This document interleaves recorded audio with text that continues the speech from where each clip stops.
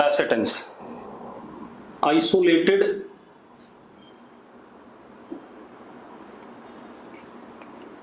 Conductor और arrangement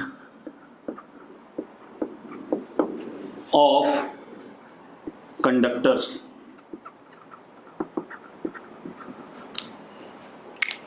isolated conductor या arrangement of conductors, ठीक है, कंडक्टर आइसोलेटेड हो या कंडक्टर्स का अरेंजमेंट हो, ठीक है, तो it can store some amount of charge or it can store electrostatic field energy in space around it या within some region formed by arrangement of conductors। तो मैं क्या कह रहा हूं बेटा आपसे कि isolated conductor या arrangement of conductors can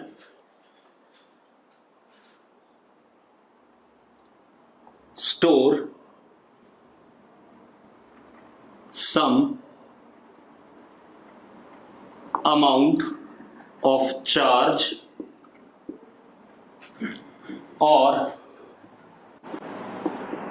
electrostatic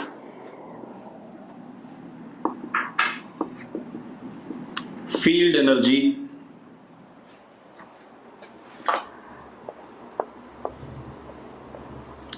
is stored due to such systems। कोई आइसोलेटेड कंडक्टर है या अरेंजमेंट ऑफ कंडक्टर है तो वो कुछ चार्ज स्टोर कर सकता है या क्या कह सकते हैं इलेक्ट्रोस्टैटिक फील्ड एनर्जी स्टोर कर सकता है। क्लियर इतनी बात? ठीक है। अब तो कैपेसिटेंस कैसे क्या डिफाइंड है?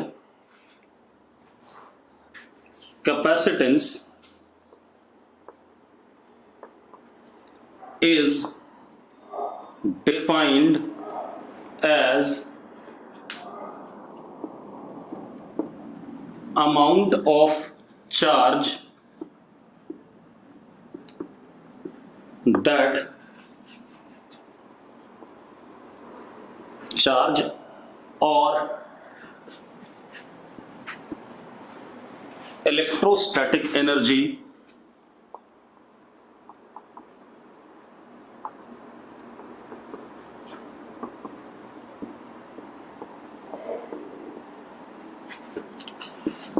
that can be stored by isolated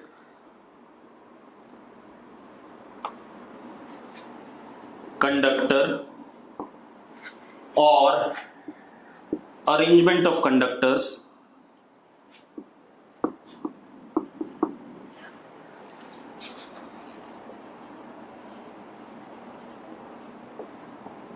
is referred as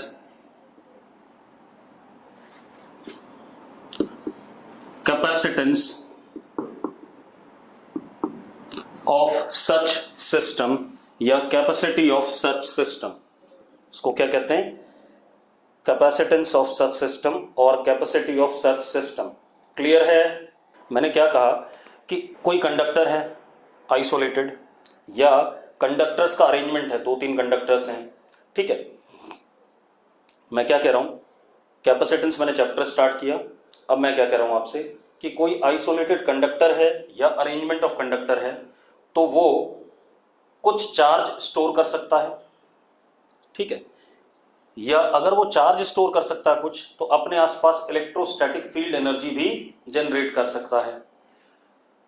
ऐसे अरेंजमेंट को या ऐसे आइसोलेटेड कंडक्टर को हम कैपेसिटर कहते हैं, ठीक है। अब कैपेसिटी किसी भी आइसोलेटेड कंडक्टर या अरेंजमेंट ऑफ कंडक्टर की कैसे डिफाइंड है कि कितना चार्ज वो स्टोर कर सकता है या कितनी इलेक्ट्रोस्टैटिक फील्ड एनर्जी अपने आसपास क्या कर सकता है, जनरेट कर सकता है। That is called as what? Capacitance, या क्या कहते हैं कैपेसिटी ऑफ आइसोलेटेड कंडक्टर या capacity of arrangement of conductors. Clear है बात? अब मजेदार बात देखो, मैंने क्या कहा आपसे कि कितना चार्ज कोई कैपेसिटर स्टोर कर सकता है या अरेंजमेंट ऑफ कंडक्टर्स स्टोर कर सकता है, इसको हम क्या कह रहे हैं, कैपेसिटेंस कह रहे हैं। या कितनी इलेक्ट्रोस्टैटिक एनर्जी कोई आइसोलेटेड कंडक्टर स्टोर कर सकता है या अपने आसपास प्रोड्यूस कर सकता है, या अरेंजमेंट ऑफ कंडक्टर प्रोड्यूस कर सकता है इलेक्ट्रोस्टैटिक एनर्जी, उसको हम क्या कह रहे हैं, कैपेसिटेंस कह रहे हैं। तो इसके हिसाब से क्या होना चाहिए, therefore unit of capacitance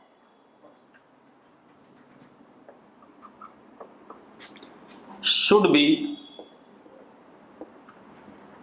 either coulombs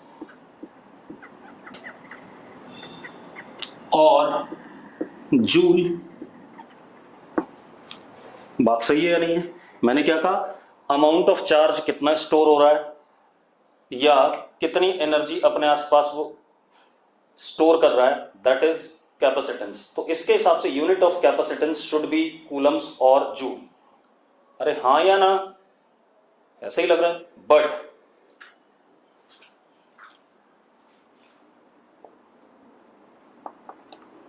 it is not so.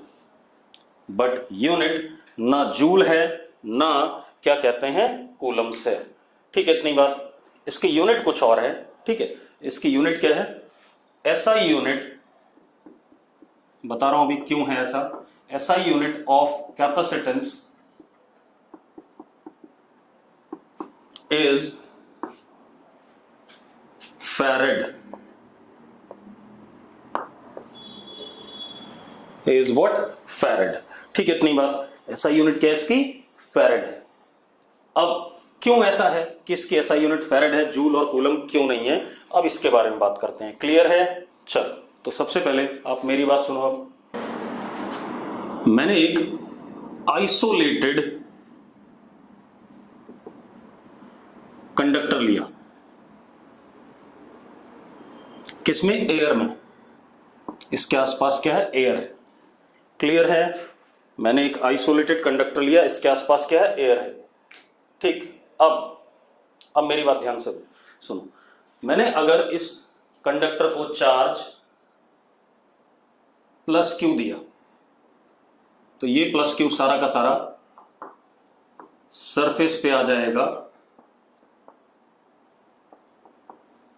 ठीक है, कुछ इस तरीके से कि sigma is inversely proportional to 1 upon radius of curvature.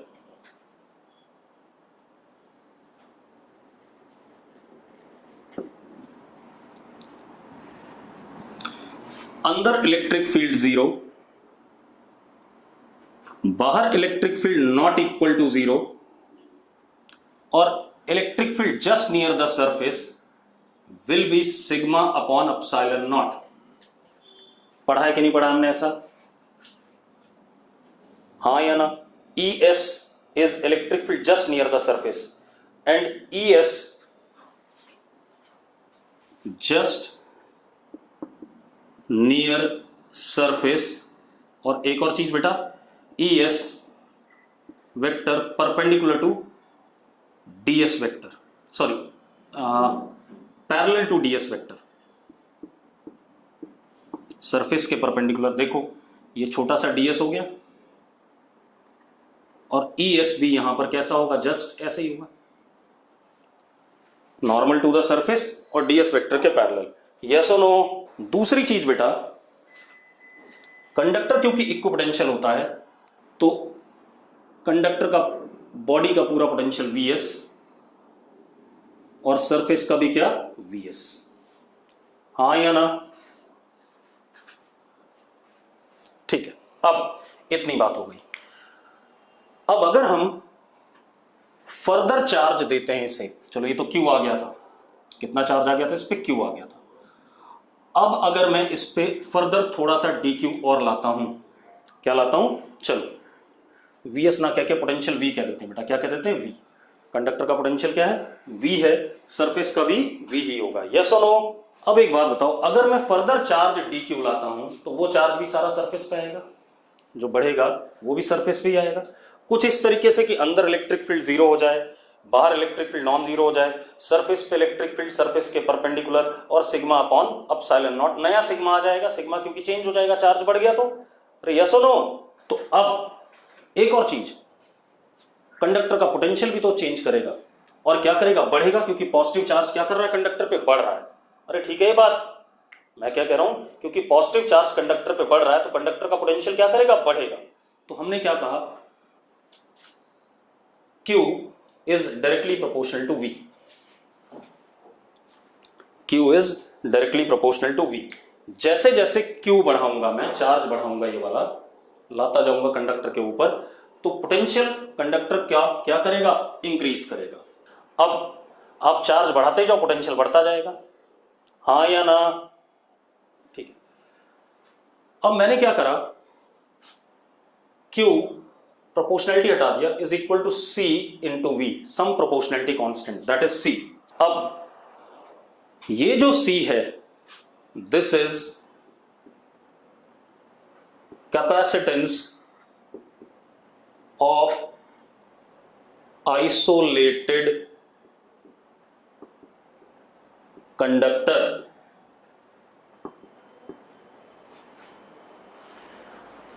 ठीक है भाई, C is capacity of isolated conductor. Clear है? अब रुको, लेकिन अभी भी ये बात क्लियर नहीं हुई कि कितना चार्ज मैं दे सकता हूं। यहां से तो साफ साफ दिख रहा है कि मैं चार्ज देता जाऊं, V बढ़ता जाएगा, ठीक है, Q बढ़ता जाएगा, V बढ़ता जाएगा, Q बढ़ता जाएगा, V बढ़ता जाएगा, ठीक है, इतनी बात। तो एक लिमिट तो बन नहीं रही है कि कितना मुझे चार्ज देना चाहिए। अरे यस और नो? ठीक है, इतनी बात, लेकिन बन रही है। अब मेरी बात ध्यान सुनना, रुको। कंडक्टर को सराउंड क्या कर रहा है, एयर। एयर अगर सराउंड कर रहा है तो एयर के अंदर मॉलिक्यूल्स होंगे कि नहीं होंगे, और मोनोटॉमिक गैसेस भी होंगी, जैसे आर्गन, नियॉन, हीलियम, ये मोनोटॉमिक गैसेस होंगी कुछ, O2, H2, NO2, SO2, ऐसे करके बहुत सारी गैसेस होंगी। मॉलिक्यूल्स हैं, एटम्स हैं, यस और नो? ठीक है। अब एक बात बताओ, if Q increases, V increases, हाँ या ना, as well as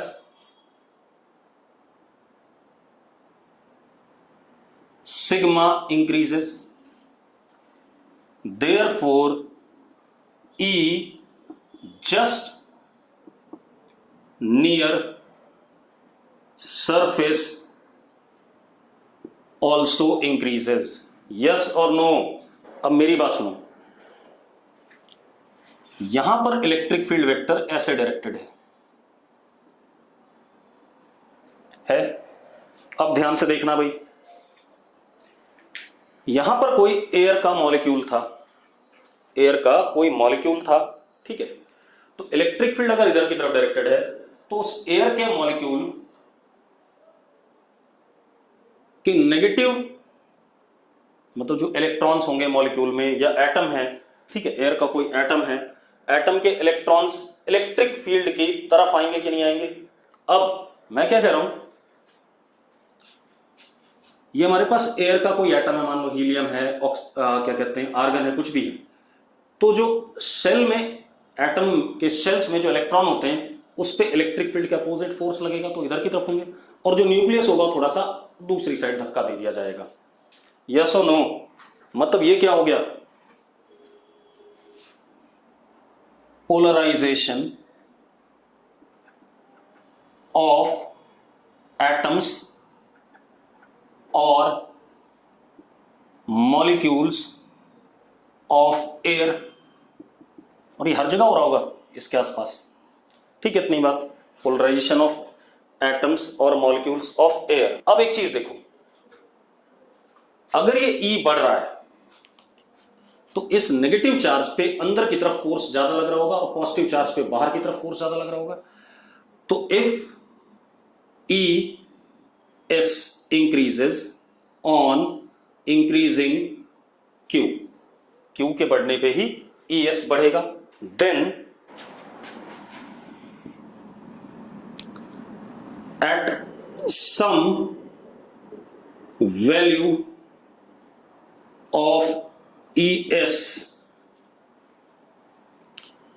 atoms and molecules of air break down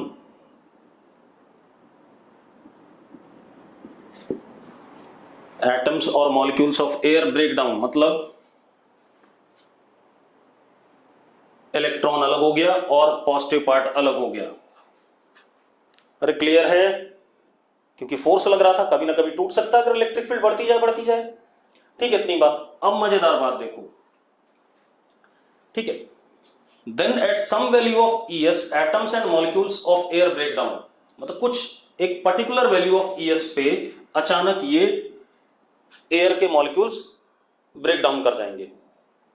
electric field जिसके करस्पॉन्डिंग एयर के मॉलिक्यूल्स ब्रेक डाउन करेंगे is called as break down electric field, या पोटेंशियल ऑफ कंडक्टर जिसके corresponding air के molecules break down करेंगे is called as what? Break down voltage. Clear है इतनी बात? तो मैं क्या लिख रहा हूं, electric field at which medium surrounding conductor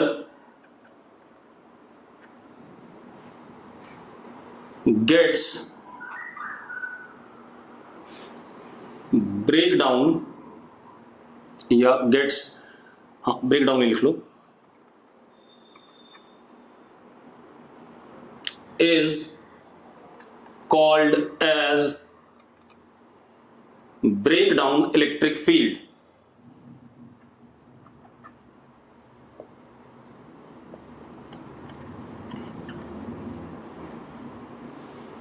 EB, उसको हम क्या कहते हैं? ब्रेकडाउन इलेक्ट्रिक फील्ड कहते हैं। ठीक है, इतनी बात। अब फॉर एयर, अलग अलग मीडियम के अलग अलग होता है। For air EB is equal to nearly 3 into 10 की power 6 volt per metre.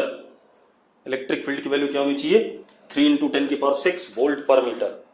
Clear है इतनी बात? एयर के लिए है, किसी और मीडियम के लिए कुछ और होगा, किसी और मीडियम के लिए कुछ और होगा। ठीक है, वैक्यूम के लिए हम इनफाइनाइट मानेंगे। क्यों मानेंगे? क्योंकि वैक्यूम में यहां पर कोई मॉलिक्यूल्स ही नहीं है, तो किसको आए ब्रेक डाउन करेगा? किसी को ब्रेक डाउन ही नहीं कर पाएगा, तो कितनी भी इलेक्ट्रिक फील्ड लगा लो कोई है ही नहीं ब्रेक डाउन होने के लिए। तो for vacuum break down voltage या break down electric field can be can be infinite, but for air it is 3 into 10 की power 6 volt per metre. Clear है? अब मजेदार बात देखो। मजेदार बात क्या है कि एक पर्टिकुलर अमाउंट ऑफ चार्ज पे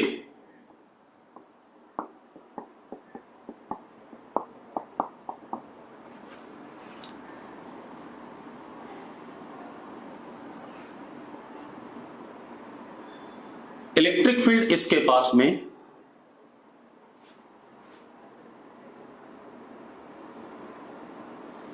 EB के बराबर हो गया। किसके बराबर हो गया? EB के बराबर। और जो हमारे पास मॉलिक्यूल्स थे, नेगेटिव अलग पॉजिटिव अलग हो गए, नेगेटिव अलग पॉजिटिव अलग हो गए। यस और नो? ठीक है, अब एक बात बताओ, ये जो नेगेटिव है, मतलब EB वाली वैल्यू जस्ट आने वाली है, EB आया नहीं मान लेते हैं। अब अगर मैं इसको फर्दर DQ दूंगा तो तुरंत क्या आ जाएगा? EB आ जाएगा। EB आते ये टूट जाएगा, और टूटते ये नेगेटिव चार्ज फ्री है किसके ऊपर आने के लिए? कंडक्टर के आने के लिए। और ये किधर जाने के लिए? इन्फिनिटी पे जाने के लिए। यस और नो? जैसे एयर के मॉलिक्यूल टूटेंगे, मतलब हमने थोड़ा सा भी DQ बढ़ाया, तो इलेक्ट्रिक फील्ड की वैल्यू जैसी EB हुई, नेगेटिव अलग पॉजिटिव अलग। नेगेटिव किसके ऊपर आना चाहेगा? कंडक्टर के ऊपर। और पॉजिटिव कहां जाना चाहेगा? एयर का इन्फिनिटी पे, क्योंकि उस पर फोर्स बाहर की तरफ लगेगा और नेगेटिव पे अंदर की तरफ लगेगा। मजेदार बात देखो, जो आपने प्लस DQ दिया था उतना ही नेगेटिव DQ यहां से आ जाएगा, अगेन इलेक्ट्रिक फील्ड क्या हो जाएगी, ईबी से कम हो जाएगी।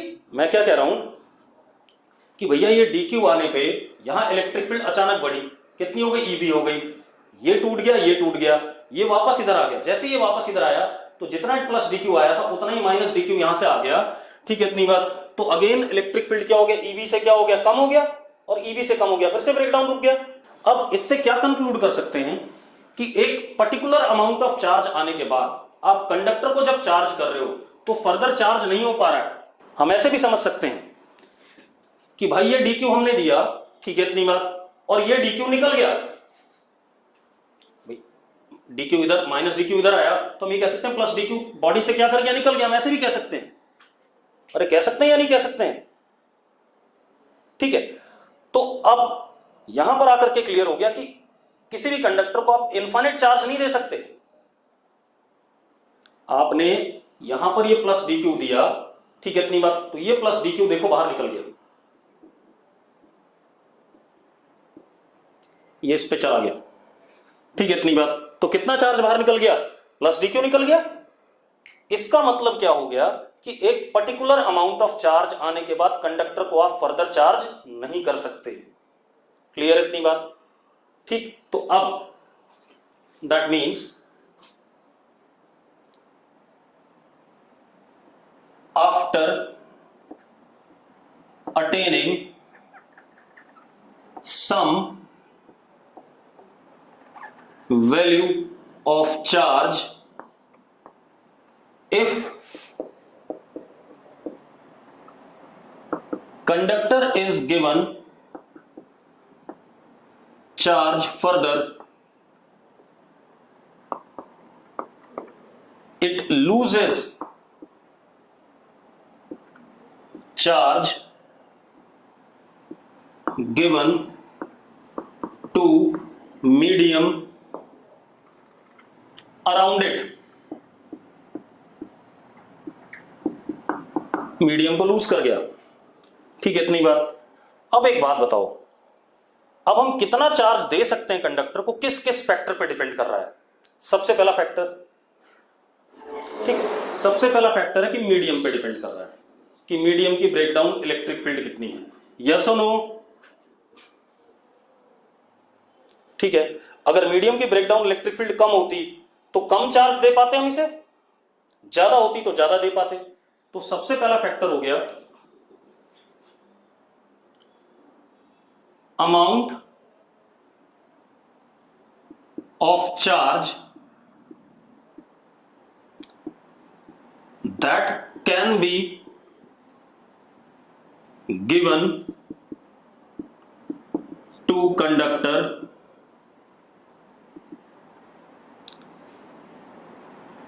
डिपेंड्स ऑन, पहला पॉइंट, नेचर ऑफ मीडियम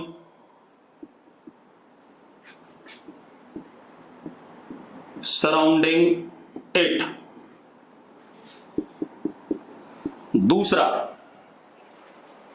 दूसरा किस पे बेटा? दूसरा कि कंडक्टर का शेप कैसा है, कॉन्फ़िगरेशन क्या है, शेप, साइज। देखो एक मिनट, आप कंडक्टर को अगर ध्यान से देखो तो ये जरूरी थोड़ी कि हर जगह ES, जस्ट सरफेस पे ES हर जगह सेम होगा इस कंडक्टर में जो मैंने डायग्राम बनाया है। एक बात बताओ, सिग्मा, क्योंकि मैंने कंडक्टर नॉन यूनिफॉर्म बनाया है, सिग्मा अलग अलग जगह अलग अलग है या नहीं है?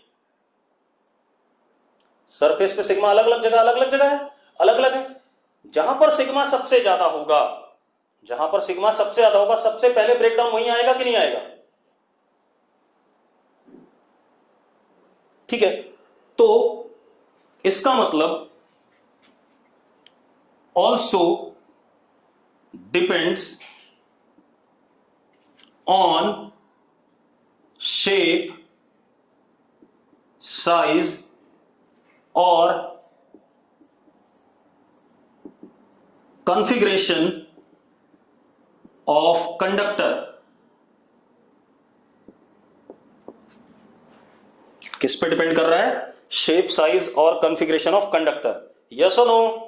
अब थोड़ा सा इसे लॉजिकली समझते हैं, ठीक है, व्हाट इज कैपेसिटेंस, क्योंकि अभी मैंने कैपेसिटेंस की बात नहीं करी, मैंने अभी सिर्फ ये एक्सप्लेन करा कि चार्ज क्यों नहीं हम देते जाएं और चार्ज स्टोर होता जाए, ऐसा नहीं हो रहा है। चार्ज की एक पर्टिकुलर क्या आ गई, लिमिट आ गई, इससे ज्यादा चार्ज देने पे वो चार्ज क्या कर जा रहा है, मीडियम को लीक कर जा रहा है, ठीक है। And such leakage of charge is called as corona discharge. सबसे पहले लीकेज होगा कहां से, जहां पर क्या कहते हैं शार्प एजेस होंगे, क्योंकि वहां सिग्मा क्या होगा, ज्यादा होगा, और सिग्मा ज्यादा होगा तो इलेक्ट्रिक फील्ड की स्ट्रेंथ वहां पर ज्यादा होगी, इलेक्ट्रिक फील्ड की स्ट्रेंथ ज्यादा होगी तो वहां पर ब्रेकडाउन होने की पॉसिबिलिटी सबसे पहले है।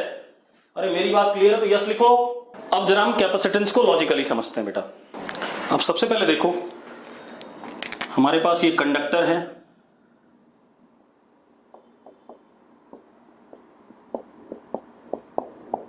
इस पे चार्ज प्लस क्यू है, इसका वोल्टेज वी है, तो हमने भी देखा Q is equal to C into V, ये हमने देखा था कि चार्ज बढ़ता जाएगा वोल्टेज बढ़ता जाएगा।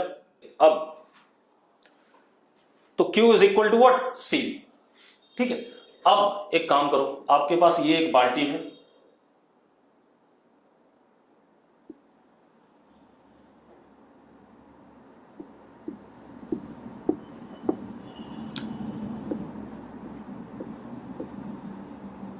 पानी गिर रहा है इसमें। अब देखो इसकी कैपेसिटी क्या होती है।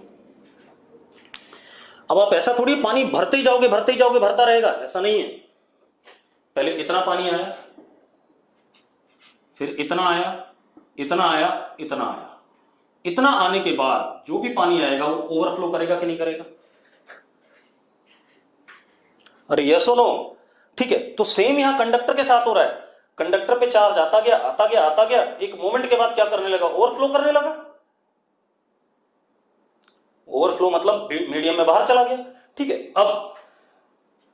अब जरा देखो हमारे पास क्या आ गया, तो कैपेसिटी इस कंटेनर की क्या हो गई, इसका वॉल्यूम, ठीक है, इतनी बात।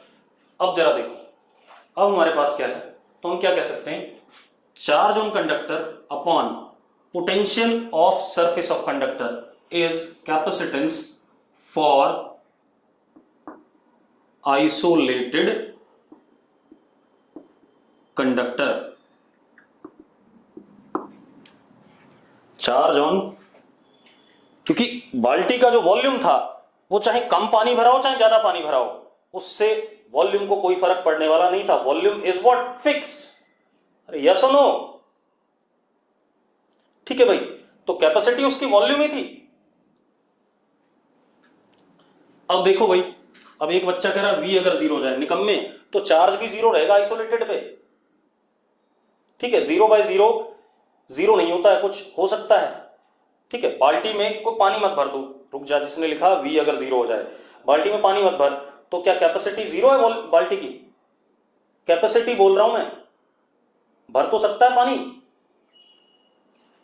ठीक है। अगर आपने पानी नहीं भरा बाल्टी में तो कोई बात नहीं, तब भी बाल्टी की कैपेसिटी तो बाल्टी का वॉल्यूम ही है। उसी तरीके से कोई भी कंडक्टर उस पर चार्ज हो ना हो, वोल्टेज हो या ना हो, उससे कोई फर्क नहीं पड़ता भाई, ठीक है। तो हम क्या कह सकते हैं, Q अपॉन V इसका कैपेसिटेंस है, and capacitance do not depend on amount of charge और पोटेंशियल ऑफ कंडक्टर, इन दोनों चीजों पे डिपेंड नहीं करता भाई, ठीक है, इतनी बात। जैसे बाल्टी की कैपेसिटी, बाल्टी में कितना पानी भरा है इस पे डिपेंड नहीं कर रहा है, ठीक है। तो मैं क्या कह रहा हूं, एंड कैपेसिटेंस डू नॉट, देखो Q और V पे डिपेंड नहीं करेगा, ठीक है। किस पे डिपेंड करेगा, कि कौन सा मीडियम इस कंडक्टर को सराउंड कर रहा है, या इस कंडक्टर का शेप साइज कॉन्फ़िगरेशन क्या है। तो क्या कह सकते हैं, C डिपेंड्स ऑन मीडियम मैं लिखा चुका हूं पहले, फिर दोबारा लिखा रहा हूं, surrounding it and configuration of conductor, जैसे बाल्टी में पानी हो या ना हो उसकी कैपेसिटी फिक्स है भाई, ऐसी किसी भी कंडक्टर का कैपेसिटी या कैपेसिटेंस फिक्स है अगर वो किसी फिक्स मीडियम में रखा हुआ है। क्लियर है इतनी बात? मीडियम बदलने पे जरूर कैपेसिटी बदलेगी, कॉन्फ़िगरेशन बदलने पे जरूर बदलेगी, लेकिन कितना चार्ज दे रखा है, कितना क्या कहते हैं वोल्टेज, इससे कोई फर्क पड़ने वाला नहीं है। अब अगर हम यहां पर ध्यान से देखें तो एसआई यूनिट होनी चाहिए 1 कूलम पर वोल्ट, क्योंकि पोटेंशियल की यूनिट वोल्ट है, तो 1 कूलम पर volt is called as what? 1 farad. क्या कहते हैं? 1 farad. This is what SI unit. Clear है भाई? अब देखो एक मिनट, इसने अपने आसपास इलेक्ट्रोस्टैटिक फील्ड एनर्जी भी जनरेट कर ली, क्योंकि इसके आसपास इलेक्ट्रिक फील्ड जीरो नहीं है, लेकिन वो फील्ड एनर्जी भी फिक्स है, क्योंकि मैक्सिमम आप जो चार्ज दे सकते थे उसके बाद आप फर्दर चार्ज नहीं दे पाओगे। क्लियर है? अब इसके बाद आगे बात करते हैं। अब हमारे पास क्या खेल है बेटा, ध्यान से सुनो। अब अपने पास क्या आता है, जैसे मैंने क्या कहा, capacitance of isolated conductor is amount of charge on capacitance upon potential at that instant. ठीक है, इतनी बात।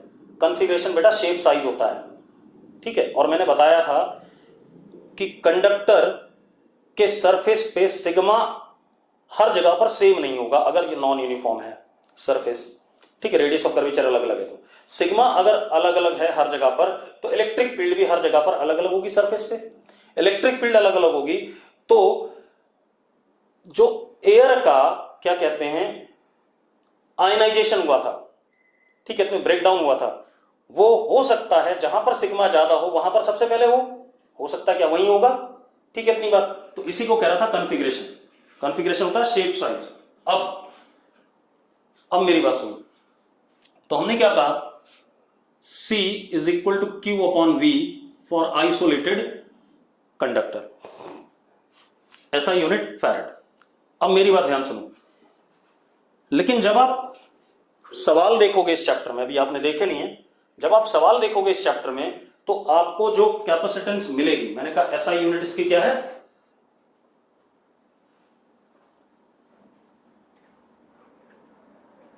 SI unit farad. चलो अब एक काम करते हैं,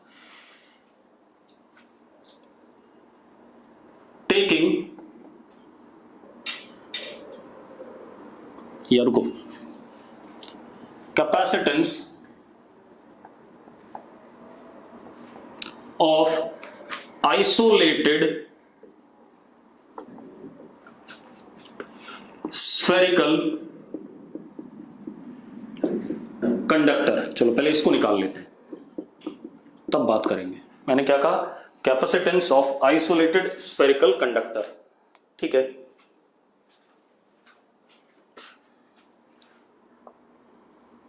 इन एयर, किसमें रखा हुआ है, एयर में।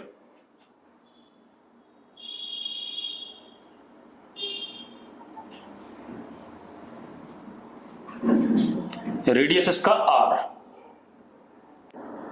चार्ज मान लो Q, तो पोटेंशियल इसके सरफेस का K Q अपॉन R, या और अच्छे से लिख दें,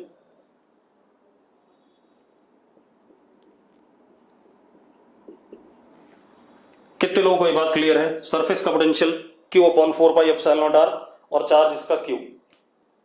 अरे क्लियर है सबको? ठीक है। अब आप कैपेसिटेंस जब लिख रहे हो तो by formula C is equal to Q upon V, तो C is equal to Q से Q कट जाएगा, कितना आ जाएगा, 4 पाई एप्सिलॉन नॉट R। आ गया कि नहीं आ गया? अरे आ गया। चल अब in any dielectric medium,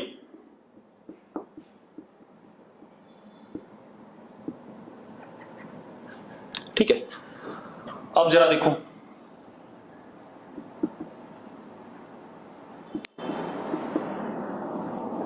surface का potential Q upon 4 pi epsilon R, क्योंकि मीडियम की परमिटिविटी, इलेक्ट्रिकल परमिटिविटी अब एप्सिलॉन है, पहले एप्सिलॉन नॉट थी, अब एप्सिलॉन हो गई। यस और नो? तो अब जो सी आएगा दैट वुड बी मीडियम में, और ये किसमें? एयर में।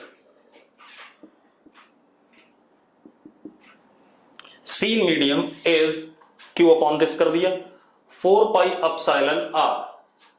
तो C in medium is 4 pi epsilon not epsilon R R. ऐसा भी लिख सकते हैं कि नहीं लिख सकते हैं? अरे लिख सकते हैं या नहीं? ठीक है। अब तो C in medium is epsilon R times C in air for same configuration. ठीक है, अब ये बात क्लियर हो गई आपको। ठीक है, अब हम कुछ और सोचते हैं।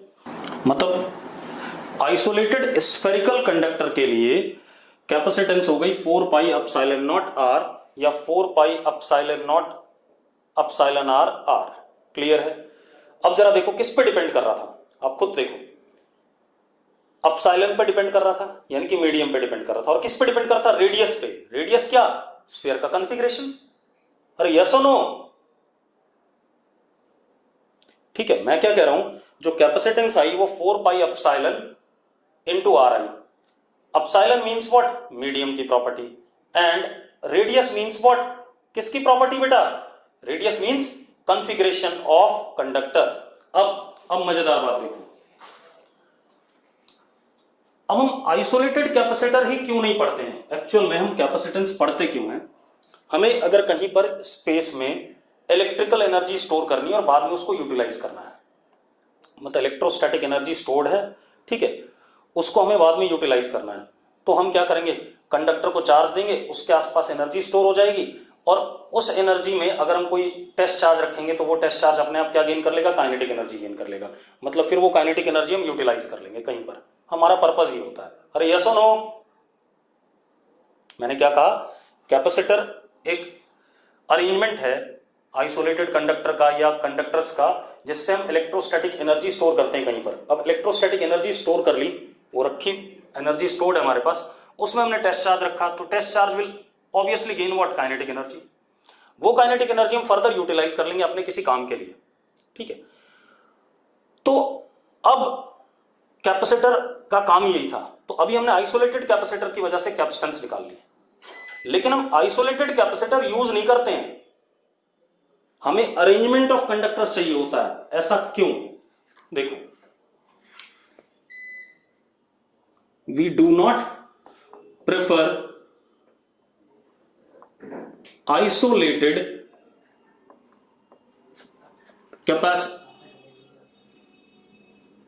conductors as capacitor। अब सवाल ये उठता है क्यों? ठीक है, इतनी बात तो देख लेते हैं भाई। आप एक काम करो, आपके पास for spherical capacitor, spherical isolated conductor,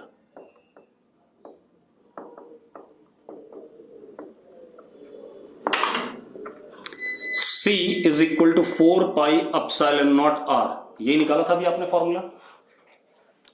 आप एक काम कर लो, आप 1 मीटर रेडियस का एक आइसोलेटेड कंडक्टर ले लो, ठीक है, और उसकी कैपेसिटेंस निकालते हैं।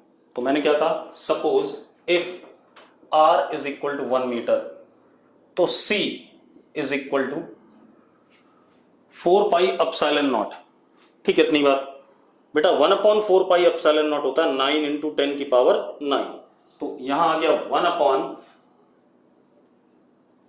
इंटू 10 की पावर 9 इंटू 1 मीटर। इतना फैरेड आएगा कि नहीं आएगा? अगर इसको ध्यान से देखो तो इसका ऑर्डर 10 की पावर -10 या -11 का आ रहा है कि नहीं आ रहा है? यानी कि वेरी स्मॉल कैपेसिटेंस, इतनी छोटी कैपेसिटेंस। अब एक बात बताओ, अगर आपको पंखे में कोई कैपेसिटर चाहिए, ठीक है, जिसकी कैपेसिटेंस इसी के बराबर है, और आप आइसोलेटेड कैपेसिटर यूज करते हो स्फेरिकल, तो क्या आप पंखे के साथ में 1 मीटर की मेटल की बॉल भी लगाओगे? तो पंखा नहीं चलेगा। अब 1 मीटर की मेटल की बॉल इतनी भारी हो जाएगी, ठीक है, तो इसका कोई फायदा नहीं होगा। चलो और काम कर लेते हैं। मैंने क्या कहा? If we consider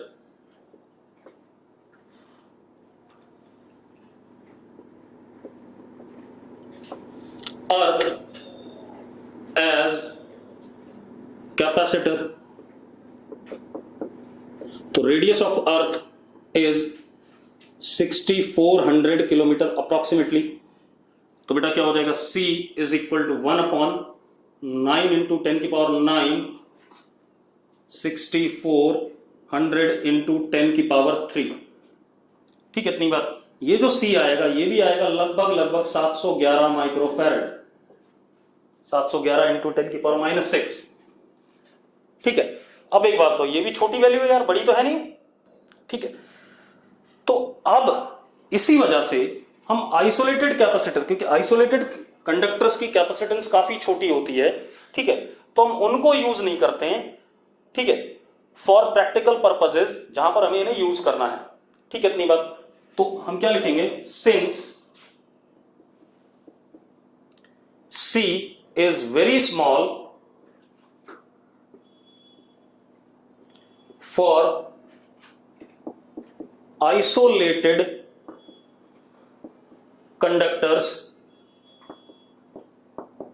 therefore we do not use them in electrical circuits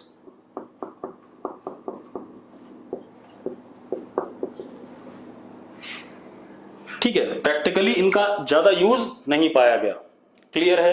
अब अगर इनका प्रैक्टिकल यूज नहीं है भाई, ठीक है, इतनी बात, तो हमें, क्योंकि कैपेसिटेंस हमें एनर्जी तो स्टोर करनी है इलेक्ट्रिकल, ठीक है, इलेक्ट्रिकल एनर्जी स्टोर करनी है, तो हम क्या करेंगे? हम कंडक्टर्स के अरेंजमेंट को यूज करेंगे, नॉट आइसोलेटेड कैपेसिटर, हम कंडक्टर्स के अरेंजमेंट को यूज करेंगे। ठीक है, सो अब क्यों नहीं है? Since C is very small, C बहुत छोटा है, इसलिए हम इसको प्रैक्टिकली यूज नहीं करते। सो टू इंक्रीज कैपेसिटेंस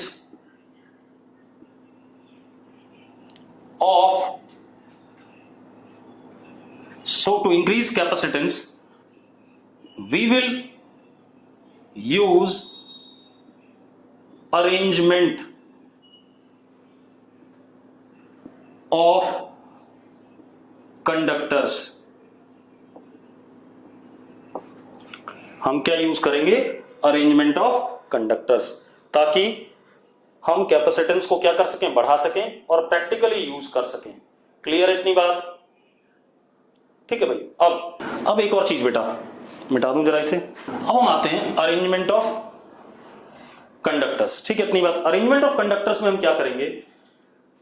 हम जैसे कंसेंट्रिक स्फेरिकल कंडक्टर्स ले लेंगे, कंसेंट्रिक सिलिंड्रिकल कंडक्टर्स ले लेंगे, या पैरेलल प्लेट्स ले लेंगे। ठीक है, उनकी वजह से जो कैपेसिटेंस डेवलप होगी उसके बारे में बात करेंगे। क्लियर इतनी बात? ठीक है, चलो हम इस बात को ना कल करेंगे, क्योंकि अब हम क्या कहते हैं, अरेंजमेंट ऑफ कंडक्टर यूज करने वाले हैं, जिसमें क्या कहते हैं, टाइम लगेगा, एक लेक्चर थोड़ा सा। ठीक है।